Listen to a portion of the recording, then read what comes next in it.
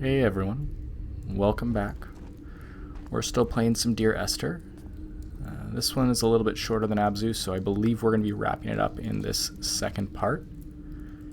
Last time we were getting ready to drop into this hole, break my leg, and see what this mysterious island holds in store for us, and learn a little bit more about what happened to Esther, why I've come here, who Paul is, and meanwhile we'll probably still uncover a little bit more about Donnelly and Jakobsen.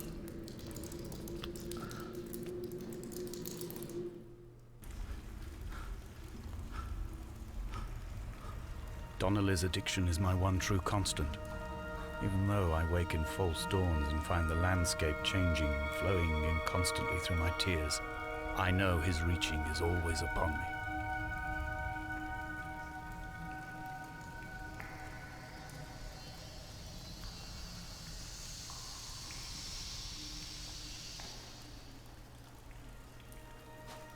Gonna have to make it out of these gorgeous caves before we can get back to following the red light.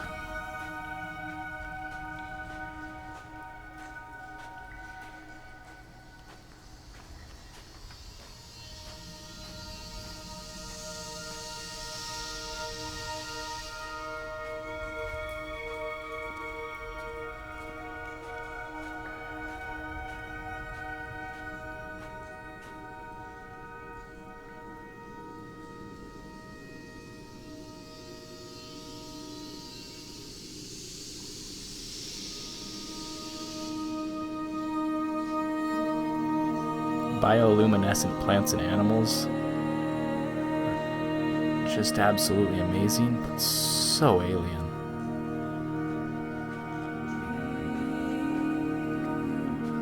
There is no other direction, no other exit from this motorway.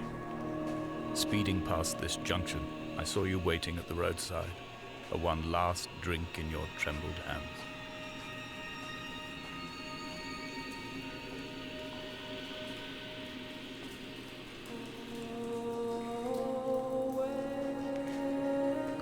So I believe at that part he might not be talking to Esther.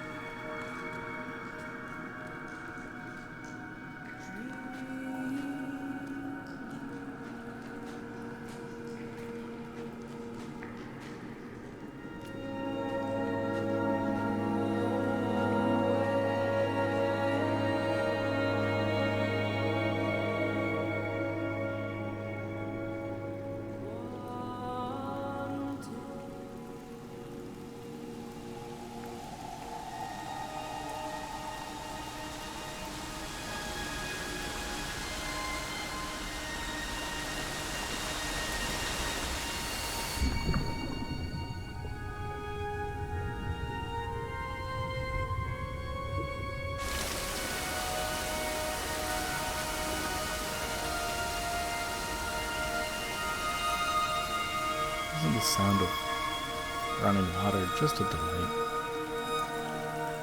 Just a nice little treat.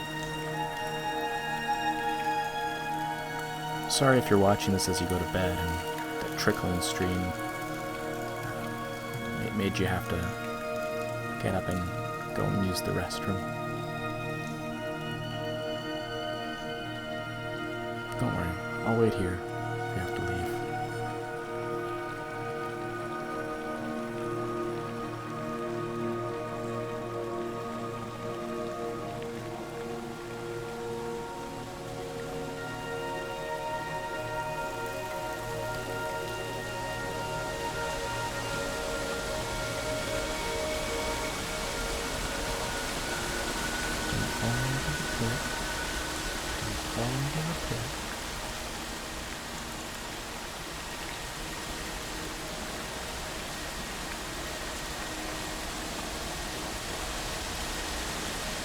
Who left these candles here for me?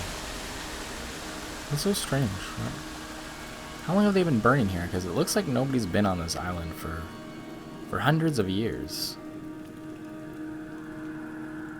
It's the ghosts? Did the ghosts leave the candles for me?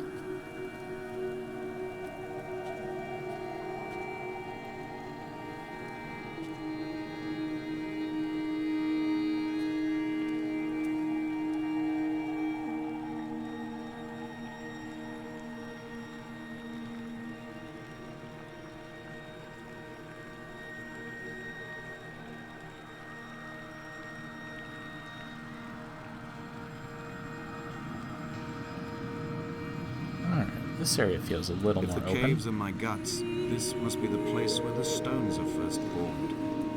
The bacteria phosphoresce and rise, singing through the tunnels. Everything here is bound by the rise and fall, like a tide. Perhaps the whole island is actually underwater.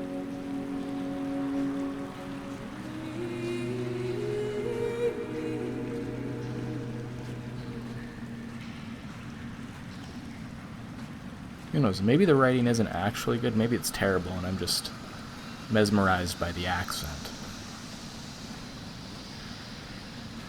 I love the poetry of the script in general.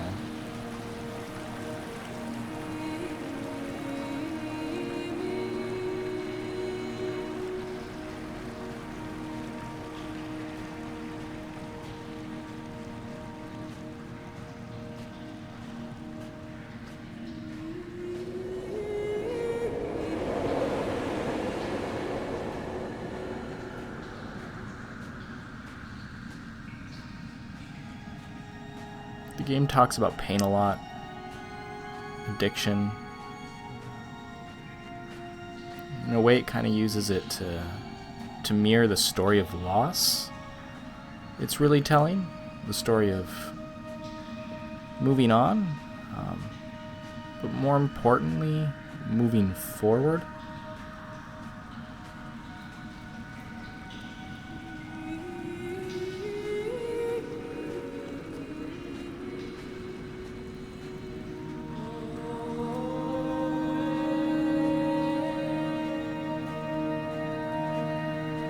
Which kind of works for the almost on rails experience of the game. It allows it to pace its themes and its metaphors in the story quite nicely. All wrapped up in a nice short package.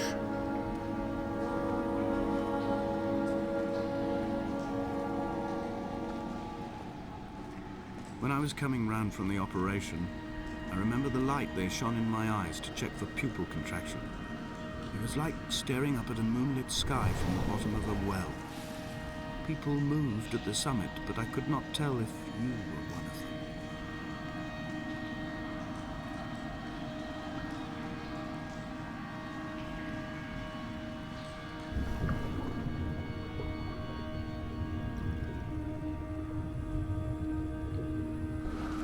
I feel as if I'm stuck. How do I get out of here? There we go.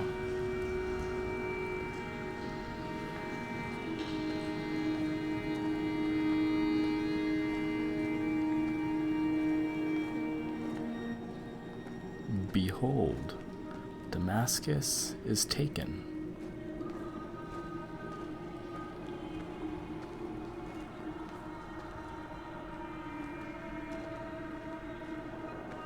Bible verses, symbols, Damascus is taken. I'll be honest, I'm not sure what most, if not any of this has to do with the story.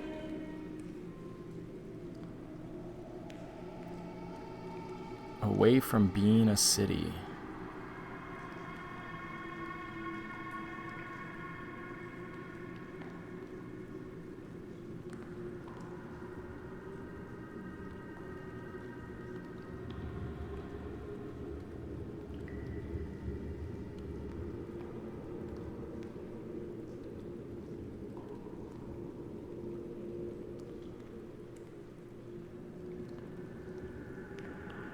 Strange that as we go up, it seems to get darker.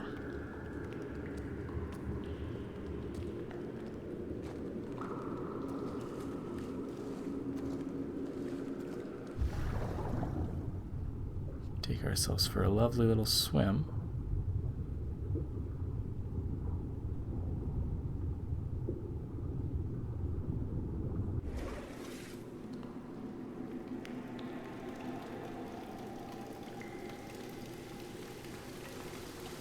Looks like there might be another ghost up there.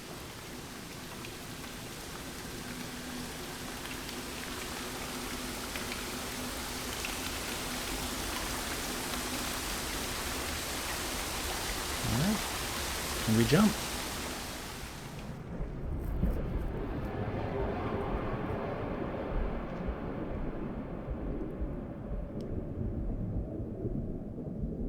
We find ourselves in the middle of a road.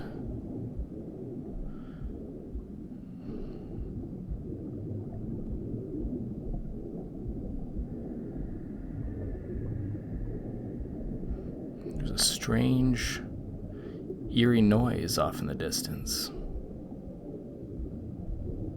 We'll just keep walking.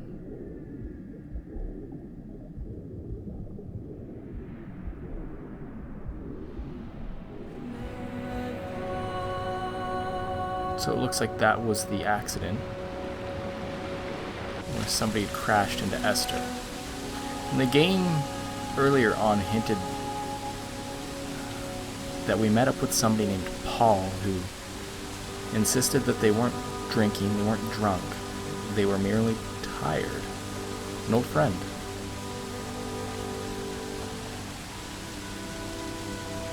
And we didn't go to talk to Paul about forgiveness. We merely wanted to get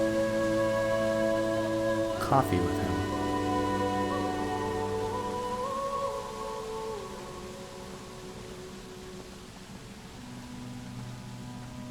The narrator had already, despite the heavy weight, forgiven Paul.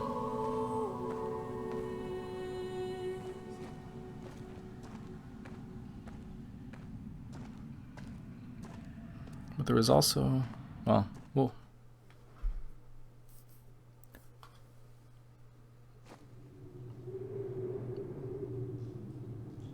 we'll keep walking because I think the set is going to show us some things here really shortly. But there was a moment in the story where it was hinted that Paul may have taken his own life as well, burdened with the guilt of what he'd done to his friends. I sat here and watched two jets carve parallel white lines into the sky. They charted their course, and I followed them for 21 minutes until they turned off near Sanford and were lost. If I were a gull, I would abandon my nest and join them. I would starve my brain of oxygen and suffer delusions of transcendence. I would tear the bottom from my boat and sail across the motorways until I reached this island once again.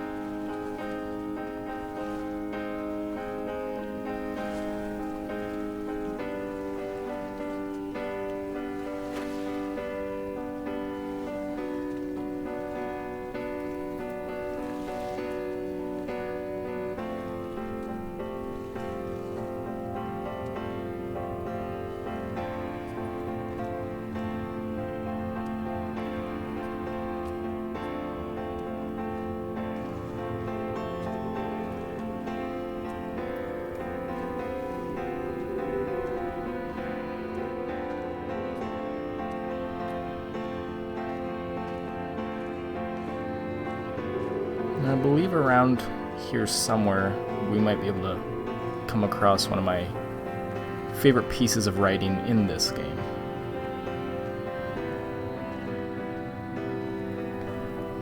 We've emerged from the cave. It's no longer daytime.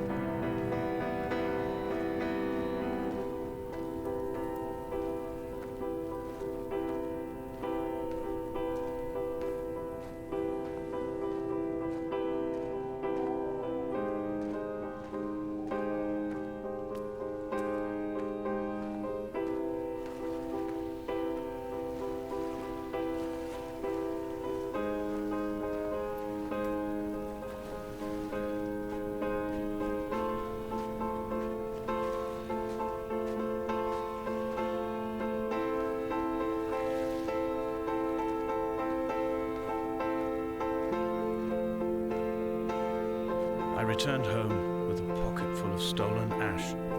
Half of it fell out of my coat and vanished into the car's upholstery, but the rest I carefully stowed away in a box I kept in a drawer by the side of my bed. It was never intended as a meaningful act, but over the years it became a kind of talisman. I'd sit still, quite still for hours, just holding the diminishing powder in my palm and noting its smoothness. In time, we will all be worn down into granules, washed into the sea and dispersed.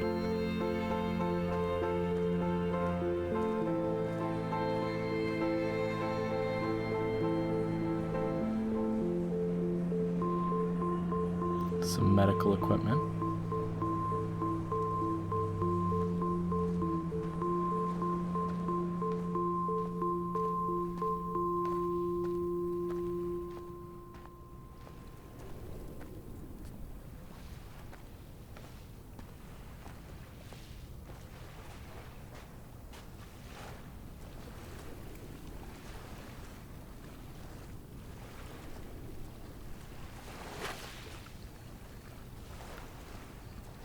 The game is probably too short for me to invest myself to a point where I can truly feel the narrator's grief.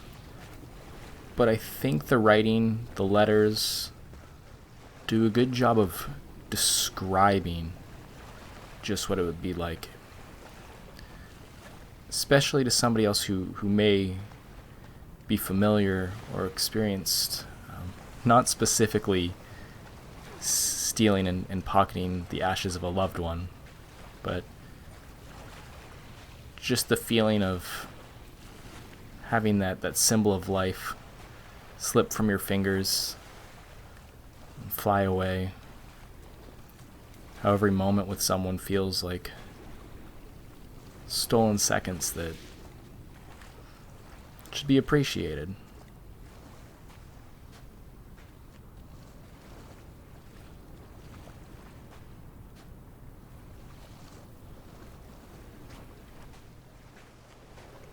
I like to spend some time here and just listen to the lapping waves. It's one last moment of respite before we begin our final ascent. As the moon sets, we must continue on.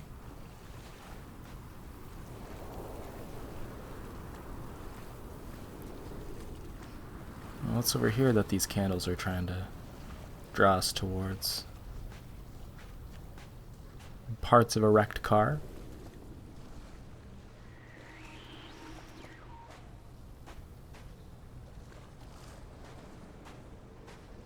Alright. Again, strange that there's a bunch of candles here. It's almost as if this island was once real, but our final visit here is it's more of a symbol. So that's where we're going. That's the last stretch. Hall by the roadside, by the exit for Damascus, all ticking and cooled, all feathers and remorse, all of these signals routed like traffic through the circuit diagrams of our guts, those badly written boats torn bottomless in the swells, washing us forever ashore.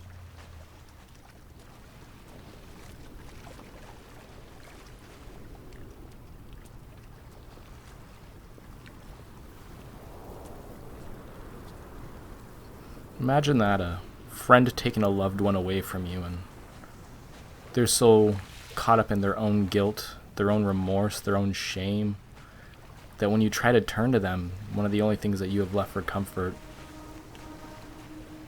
they're also gone.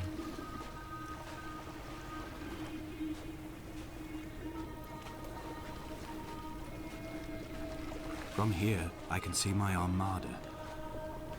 I collected all the letters I'd ever meant to send to you, if I'd have ever made it to the mainland, but had instead collected at the bottom of my rucksack, and I spread them out along the lost beach. Then I took each and every one, and I folded them into boats. I folded you into the creases, and then, as the sun was setting, I set the fleet to sail. Shattered into 21 pieces, I consigned you to the Atlantic. And I sat here until I'd watched all of you sink. God, I just love the imagery of that.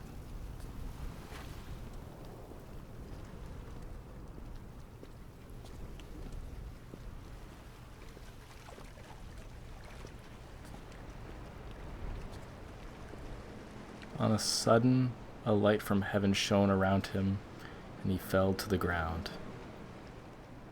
We got some eggs in a nest.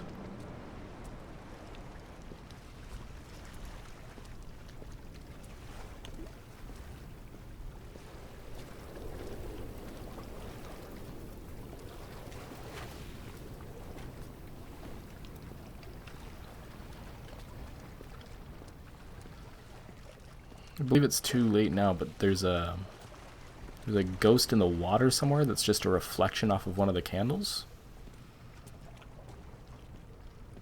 But I think it's time we go for our last stretch here and see what waits us at the red light.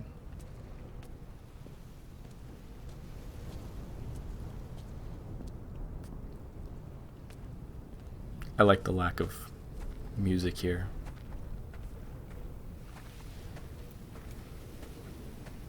Kind of lets the weight of the revelations that were made in the past 10 minutes or so sort of sink in.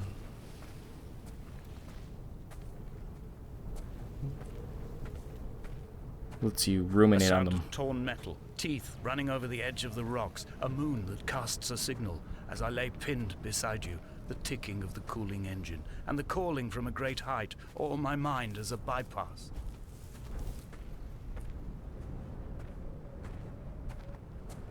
We survived the accident.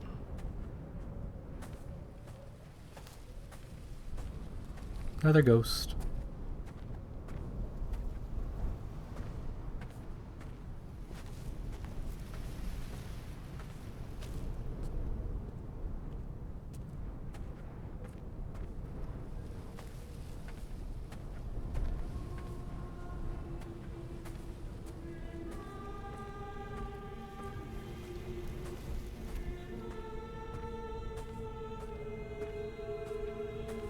I've begun my voyage in a paper boat without a bottom.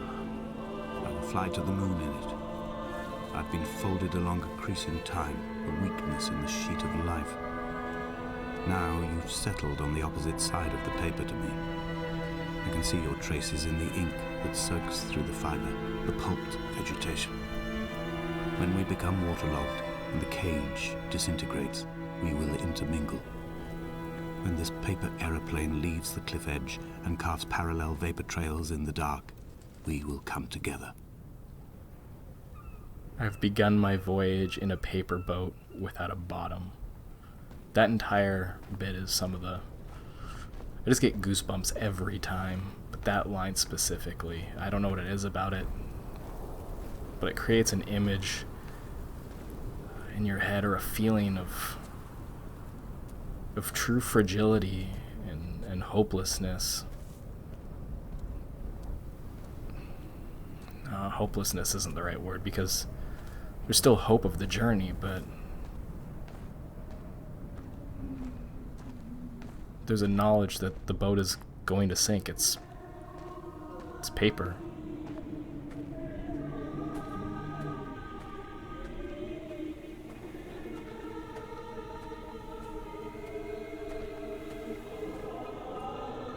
If only Donnelly had experienced this, he would have realized he was his own shoreline, as am I.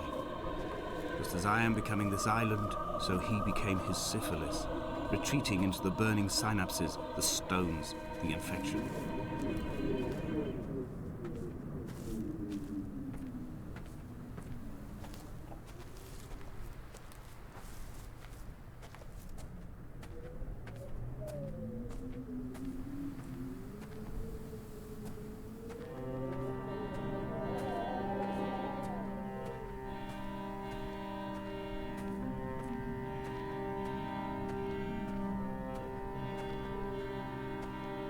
Returning to my car afterwards, hands still shaking, and a head split open by the impact. Goodbye to tearful aunts and traumatized uncles. Goodbye to the phenomenal. Goodbye to the tangible. Goodbye Wolverhampton. Goodbye Sanford. Goodbye Cromer. Goodbye Damascus. This cliff path is slippery in the dew. It is hard to climb with such an infection. I must carve out the bad flesh and sling it from the aerial. I must become infused with the very air.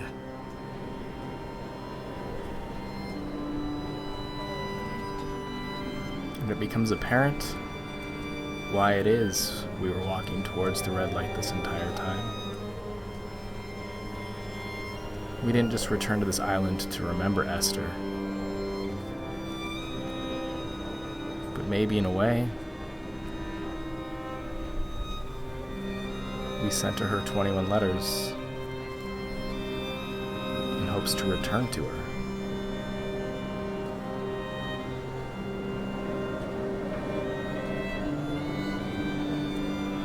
I have dredged these waters for the bones of the hurt, for the traces of Donnelly, for any sign of Jakobsen's flock, for the empty bottle that would incriminate him. I have scoured this stretch of motorway 21 times, attempting to recreate his trajectory. The point when his heart stopped dead and all he saw was the moon over the Sanford Junction. He was not drunk, Esther. He was not drunk at all, and it was not his fault. It was the converging lines that doomed him. This is not a recorded natural condition. The gulls do not fly so low over the motorway and cause him to swerve. The paint scored away from his car in lines like an infection, making directly for the heart.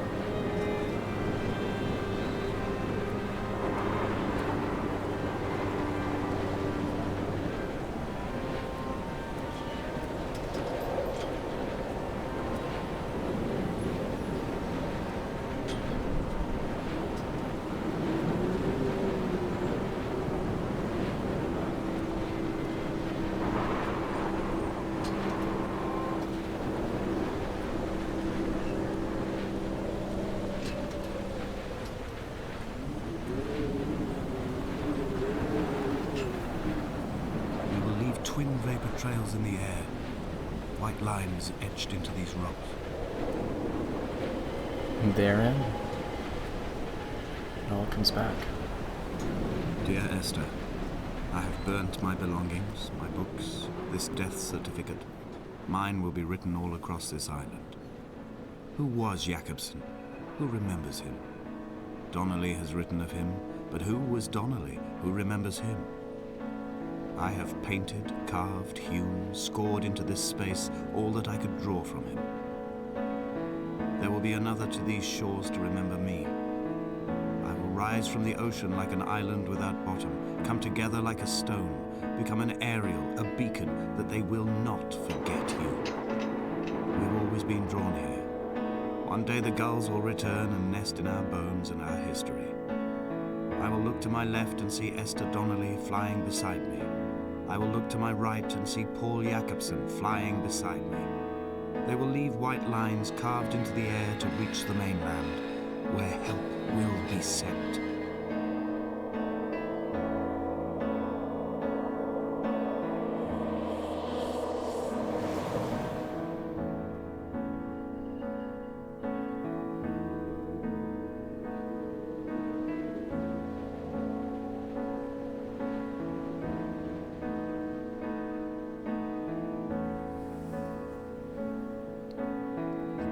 Thank you for stopping by again, everyone.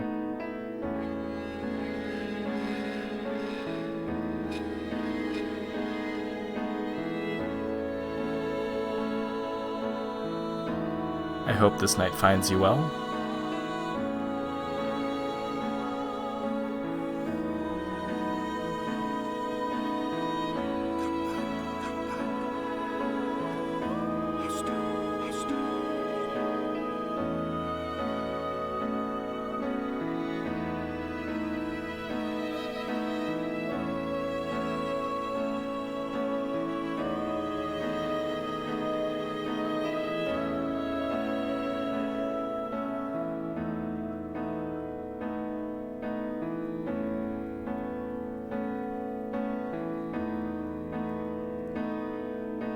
Until next time, good night and sweet dreams.